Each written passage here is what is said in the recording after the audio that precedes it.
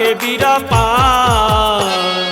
मोला झन समझ न गोरी ते हवो बिरान, मोला झन समझ न टूरी ते हवो बिरान। मुहुला रंगाले गोरी, मुहुला रंगाले गोरी खाले बीरा पान। मोला झन समझ न गोरी ते हवो बिरान, मोला झन समझ न टूरी ते हवो बिरान।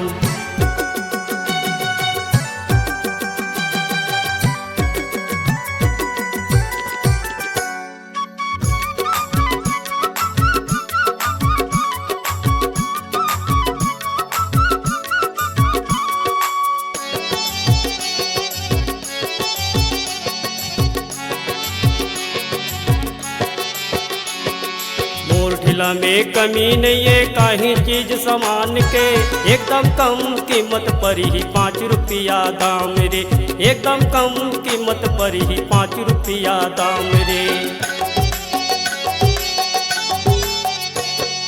मोर ठेला में कमी नहीं है काहीं चीज सामान के, एकदम कम कीमत पर ही 5 रुपया दाम रे, एकदम कम कीमत पर ही 5 रुपया दाम रे। मिठ गुरदुर पान खमाहूँ, मिठ गुरदुर पान खमाहूँ करे नहीं नुकसान। नोहू में अनजान टूरी, नोहू में अनजान खाले बीरा पान टूरी, नोहू में अनजान। मुँह लगा ले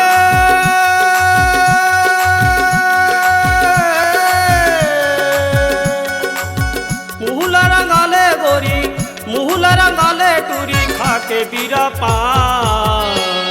मोला झन समझ न गोरी ते हवो बिरान, मोला झन समझ न टूरी ते हवो बिरान।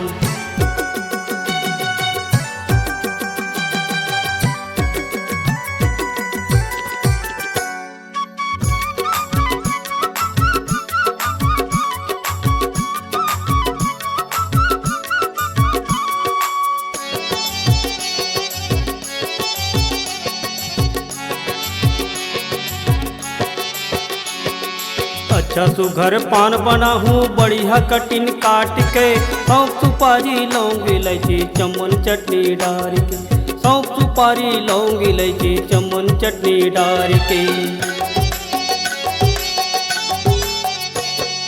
अच्छा सुघर पान बना हूँ बढ़िया कटिन काट के, सौंफ सुपारी लौंग इलायची चमन चटनी डाल के, सौंफ सुपारी लौंग इलायची चमन चटनी डाल के। मिठ गुरदुर पान खमाहूँ, मिठ गुरदुर पान खमाहूँ करे नहीं नुकसान। नोहू में अनजान टूरी, नोहू में अनजान खाले बीरा पान टूरी, नोहू में अनजान। मुँह लगा ले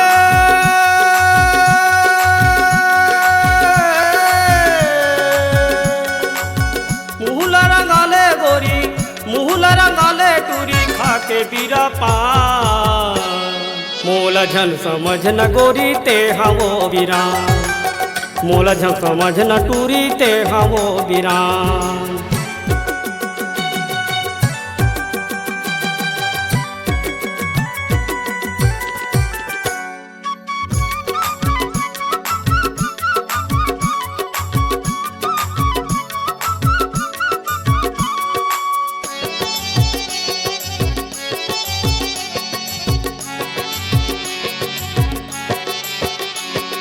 सुरता करके आथे गोरी केतको तोर कच छोकरी, आई लव यू कई के खवाथों पान सुघर कोकरी, आई लव यू कई के खवाथों पान सुघर कोकरी। सुरता करके आथे गोरी केतको तोर कच छोकरी, आई लव यू कई के खवाथों पान सुघर कोकरी, आई लव यू कई के खवाथों पान सुघर कोकरी। मिठ गुरदुर पान खमाहूँ, मिठ गुरदुर पान खमाहूँ करे नहीं नुकसान। नोहू में अनजान टूरी, नोहू में अनजान खाले बीरा पान टूरी, नोहू में अनजान। मुँह लगा ले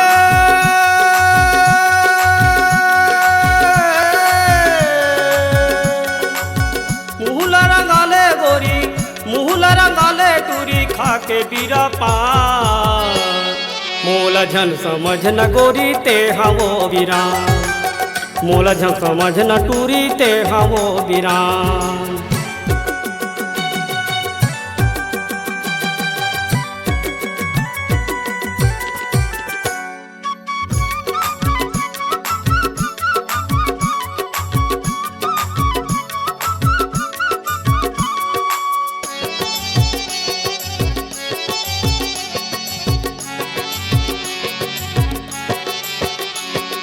सोनारडीह कपोट के पारा चैतम चौकी पर थे, जिला कोरबा छत्तीसगढ़ के बजरंग चौक में घर है, जिला कोरबा छत्तीसगढ़ के बजरंग चौक में घर है।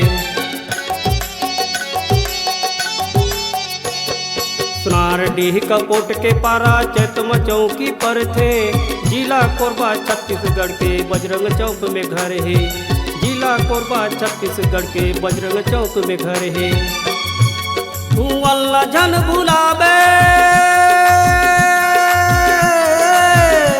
तू अल्लाह झन भुलावे हवै पता पहचान। नोहू में अनजान टूरी नोहू में अनजान, खाले बीरा पान टूरी नोहू में अनजान। मुहल रंगाले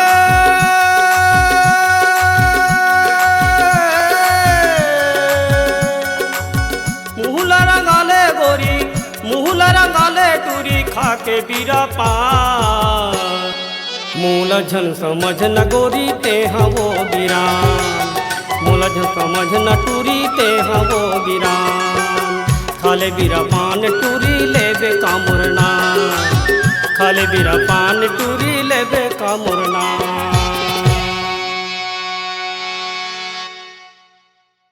बनाइए अपनी एक खास पहचान, अपनी आवाज को दीजिए एक नया आयाम।